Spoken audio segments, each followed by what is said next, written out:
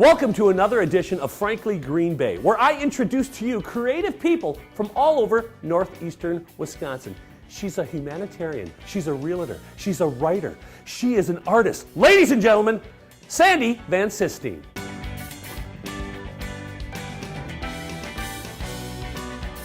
Welcome to Frankly Green Bay. Sandi Van Sistine, I've been wanting to do this with you for a long time.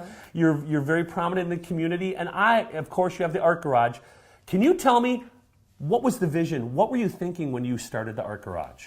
Well, interesting enough, it wasn't my initial idea. It was one of the artists in Green Bay who had been getting her degree at UWGB as an adult. Okay. And wanted to continue that studio feel once graduation was over.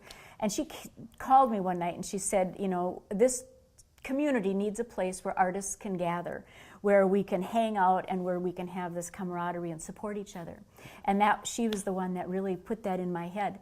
And I was able to, you know, get the space and everything and kind of get it created.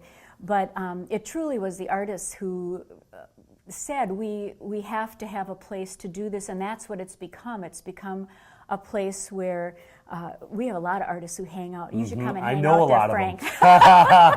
Yep, and so I think that for my vision was one thing, maybe even smaller, but it's as the community started to come, it was very interesting.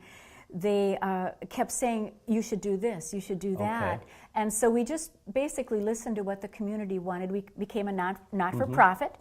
And they said, we should have classes, we should have music, we should have this, we should have that. And so we just kind of tried to make the place work for what the community needed.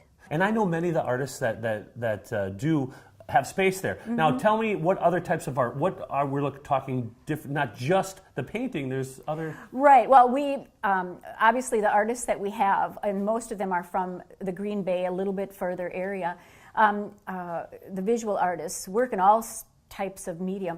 The oil painting, acrylics, jewelry, fabrics, just about anything. And then we also have performances. Yes. And sometimes they're on the same night as Let Me Be Friends. I know, that's right. You know, I wanted to come to a couple, but it was the same night. But I'll get there. Yeah.